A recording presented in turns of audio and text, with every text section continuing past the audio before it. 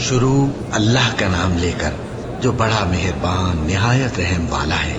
الف لام میم، یہ کتاب یعنی قرآن مجید، اس میں کچھ شک نہیں کہ اللہ کا کلام ہے، پرہیزگاروں کے لیے رہنما ہے، جو غیب پر ایمان لاتے اور آداب کے ساتھ نماز پڑھتے اور جو کچھ ہم نے ان کو عطا فرمایا ہے اس میں سے خرچ کرتے ہیں، اور جو کتاب اے پیغمبر تم پر نازل ہوئی اور جو کتابیں تم سے پہلے پیغمبروں پر نازل ہوئیں سب پر ایمان لاتے اور آخرت کا یقین رکھتے ہیں۔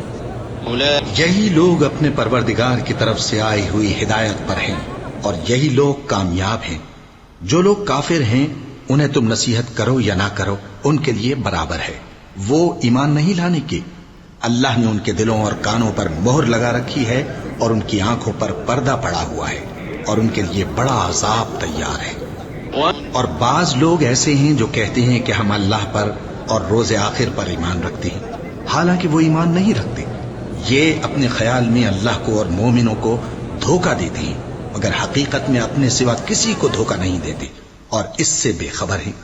ان کے دلوں میں کفر کا مرض تھا، اللہ نے ان کا مرض اور زیادہ کر دیا اور ان کے جھوٹ بولنے کے سبب ان کو دکھ دینے والا عذاب ہوگا۔ اب ان سے کہا جاتا ہے کہ زمین میں فساد نہ ڈالو تو کہتے ہیں کہ ہم تو اصلاح کرنے والے ہیں۔ دیکھو یہ بلا شبہ مفسد ہیں لیکن خبر نہیں رکھتے۔ اور جب ان سے کہا جاتا ہے کہ جس طرح اور لوگ ایمان لے آئے تم بھی ایمان لے آؤ تو کہتے ہیں بھلا جس طرح بے وقوف ایمان لے آئے ہیں اسی طرح ہم بھی ایمان لے آئیں۔ سن لو کہ یہی بے وقوف ہیں لیکن نہیں جانتے۔ اور یہ لوگ جب مومنوں سے ملتے ہیں تو کہتے ہیں کہ ہم ایمان لے آئے ہیں، اور جب اپنے شیطانوں میں جاتے ہیں تو ان سے کہتے ہیں کہ ہم تمہارے ساتھ ہیں، اور مسلمانوں سے تو ہم ہنسی کیا کرتے ہیں۔